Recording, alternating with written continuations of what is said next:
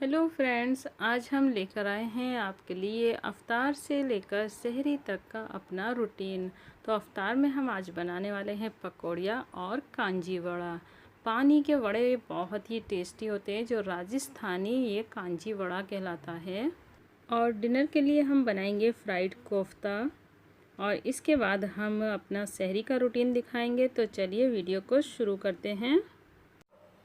और अब है हमारा ये दोपहर का टाइम। तो दोपहर के टाइम पे अगर कुछ मुझे हैवी डिनर बनाना होता है तो उसकी तैयारी मैं दोपहर में ही कर लेती हूँ, क्योंकि शाम में जो है वो अफ्तार का काफ़ी काम होता है तो टाइम इतना नहीं मिल पाता है। डिनर में मैं बना रही हूँ फ्राइड कोफ्ते। तो इन्हें थोड़ा सा शैलो फ्राई करना है, तो उससे पहले थोड़ा स्टीम करेंगे। स्टीम करने के बाद शैलो फ्राई करेंगे।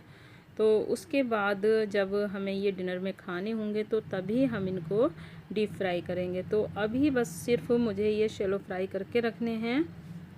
इन कोफ्तों की अगर आपको कंप्लीट वीडियो देखनी है तो आप हमारे चैनल पर जाकर देख सकते हैं। बस डिनर में इनको डीप फ्राई करना है, और डीप फ्राई करने के बाद आप इनको चपाती से खा सकते हैं या नींबू चटनी और प्याज के साथ भी खा सकते हैं। बहुत मज़ेदार कोफ्ते लगते हैं। आप इनको एक बार ज़रूर ट्राई करके देखिएगा, आपको भी ये कोफ्ते ज़रूर पसंद आएंगे।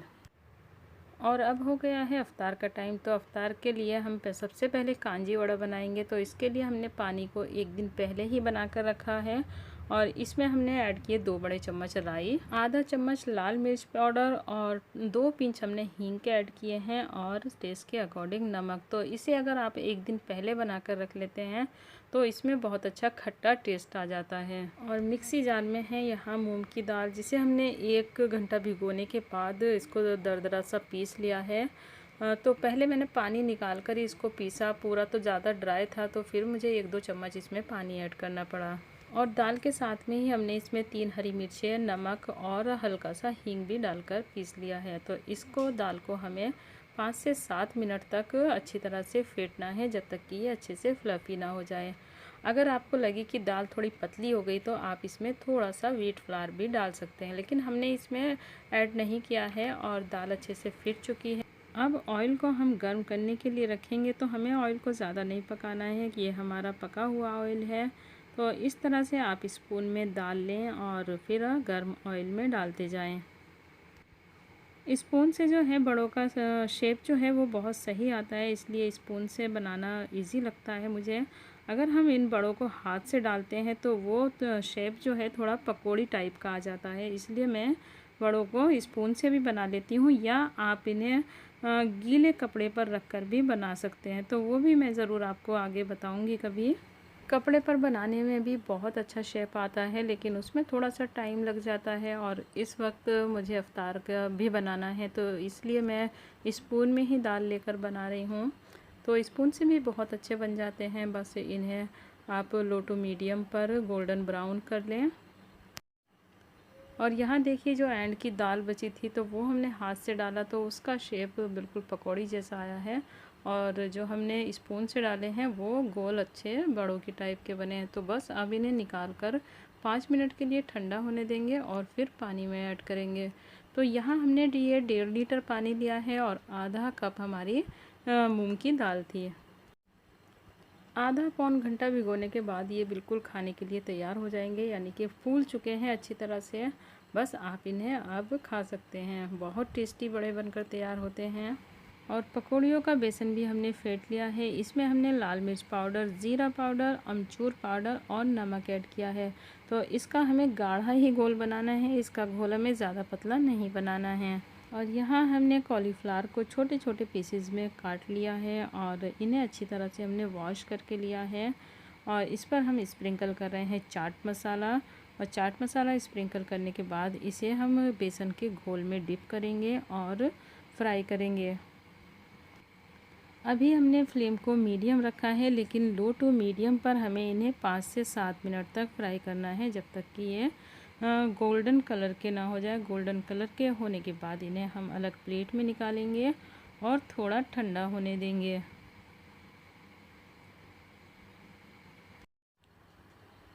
थोड़ा ठंडा होने के बाद इनके इस तरह से पीसेस बनाएंगे, यानी कि एक पकौड़ी के हम 2 पीस बनाएंगे। अब गोभी की पकौड़ियों को हमें डबल फ्राई करना है, तो यहाँ हम लो टू मीडियम पे ही फ्राई करेंगे जब तक कि ये गोल्डन ब्राउन और क्रिस्पी ना हो जाए। और जब ये गोल्डन ब्राउन हो जाएंगी और क्रिस्पी हो जाएंगी तो बस इन्हें भी हम निकाल लेंगे और ये हमारी गोभी की पकौड़ियाँ भी बनकर तैयार हो चुकी हैं। अब सेम बाउल में ही हम प्याज की पकौड़ी बनाएंगे, तो यहाँ हमने प्याज को धोने के बाद जब डाला है और इसमें थोड़ा सा बेसन भी लेंगे और बेसन में अब हमें इसमें जो ऐड करना है तो सूखा धनिया ऐड करना है क्रश किया हुआ, और हरा धनिया और हरी मिर्च ऐड करेंगे। तो इन्हें अच्छी तरह से बेसन के साथ मिक्स करेंगे और मिक्स करने के बाद बस इनकी भी हमें पकौड़ियाँ बनानी है, यानी कि हम एक ही बैटर से हम कई तरह की पकौड़ियाँ बना सकते हैं। बस जो फ्लेवर है वो हमें अलग अलग देने हैं तो वो हम इनमें ऐड कर देते हैं। प्याज की पकौड़ियों को भी गोल्डन ब्राउन और क्रिस्पी होने तक फ्राई करेंगे और फिर हम इनको ऑयल से बाहर निकालेंगे। तो ये हमारी प्याज की पकौड़ियाँ भी बनकर तैयार हो चुकी हैं। अब हम बनाएंगे मिर्च की पकौड़ियाँ, तो उसके लिए मसाला तैयार करेंगे। तो 2 चम्मच हमने धनिया पाउडर लिया है और 1 चम्मच सौंफ का पाउडर और पौन चम्मच हम लेंगे अमचूर पाउडर और चौथाई चम्मच चाट मसाला और टेस्ट के अकॉर्डिंग नमक ऐड करेंगे। तो आप इसमें से अगर आपके पास चाट मसाला नहीं है तो खाली अमचूर पाउडर भी डाल सकते हैं, और अमचूर पाउडर नहीं है तो चाट मसाला भी आप इसमें ऐड कर सकते हैं, या आप दोनों को हाफ हाफ चम्मच भी डालकर मिक्स कर सकते हैं। तो मिर्च हमने यहाँ ले ली हैं और इनके हमने सीड्स निकाल दिए हैं ताकि ज़्यादा स्पाइसी न लगे। तो अब जो मसाला हमने तैयार किया है तो वो हम इन मिर्च के अंदर से भरेंगे। अगर आप ज़्यादा स्पाइसी खाना चाहते हैं तो आप इस मसाले में भी चिली पाउडर डाल सकते हैं, लेकिन मैं इसमें चिली पाउडर ऐड नहीं करती हूँ क्योंकि ग्रीन चिली में भी मिर्चें होती ही हैं। बस इन्हें भी हम इस बैटर में ही डिप करेंगे और फिर इनको फ्राई करेंगे। और वैसे ज़्यादा स्पाइसी अगर आप खाते हैं तो आप इनको बिना शीड्स निकाले भी बना सकते हैं, लेकिन इस तरह से मुझे बहुत ज़्यादा पसंद आती है। तो इन्हें हम गोल्डन ब्राउन होने के बाद निकालेंगे और अब हम चलते हैं आलू की पकौड़ियाँ बनाने के लिए। तो इसके लिए बैटर को थोड़ा सा हमें पतला करना है और बैटर को पतला करने के बाद इसमें हम आलू डालेंगे। तो ये हमने गोल गोल कच्चे आलू ही काट कर रखे हैं। तो इसमें अगर आप फ्लेवर देना चाहते हैं तो आप मिंट का फ्लेवर दे सकते हैं, अजवाइन का दे सकते हैं, या आप कसूरी मेथी का फ्लेवर भी इसमें अच्छा लगता है। लेकिन यहाँ हमने कोरिएंडर लीव्स डाली हैं तो इसका फ्लेवर हम दे रहे हैं। तो बस हमने कटा हुआ हरा धनिया इसमें ऐड कर लिया है। तो इसे अच्छी तरह से मिक्स कर लेंगे और मिक्स करने के बाद बस इन्हें भी हमें फ्राई करना है। तो पहले हम मीडियम फ्लेम पर फ्राई करेंगे और तो 3 से 4 मिनट मीडियम फ्लेम पर रखने के बाद फ्लेम को हाई करेंगे और हाई फ्लेम पर क्रिस्पी और गोल्डन ब्राउन होने तक फ्राई करना है। क्योंकि ये हमने कच्चे आलू से बनाई है तो 3 से 4 मिनट इसमें लग जाते हैं। और गोल्डन ब्राउन और क्रिस्पी होने के बाद इन पकौड़ियों को भी हम निकाल कर बाहर रखेंगे। ये थी हमारी एक ही बैटर से बनी 4 तरह की पकौड़ियाँ। तो और भी कई तरह की पकौड़ियाँ आप इस बैटर से बनाकर तैयार कर सकते हैं। अब हो गया है सहरी का टाइम। तो सहरी के लिए जो मुझे डिज़र्ट बनाने हैं वो बहुत ही लाइट डिज़र्ट है। तो इसके लिए मैंने दूध को गर्म करने के लिए रख दिया है और उसमें शुगर ऐड की है, और ये मुझे थोड़ा तेज़ दूध गर्म करना है। एक बाउल में हमने लिए हैं टूटी फ्रूटी पाव। तो इसके लिए आप ब्रेड स्लाइस भी ले सकते हैं, और जो हमने तेज़ गर्म दूध किया है बस वो हमें इसमें ऐड कर देना है और थोड़ी देर के लिए ढक कर रखना है। अब एक तरफ मैं चढ़ा दूँगी चाय और दूसरी तरफ बनाऊँगी मैं रोटियाँ। तो सभी अलग अलग चीज़ें खाते हैं। तो मेरे हस्बैंड जो हैं वो सिर्फ मीठा खाते हैं, तो किसी को चाय चाहिए, किसी को रोटी, तो किसी को पराठे। तो चाय चढ़ाने के बाद मैं बनाऊँगी रोटियाँ। तो मुझे सिर्फ 4 ही रोटी बनानी है क्योंकि थोड़े मैं पराठे भी बनाऊँगी। बेटी मेरी बोली कि मुझे मम्मा पराठा खाना है, तो उसके लिए मैं पराठे बनाऊँगी।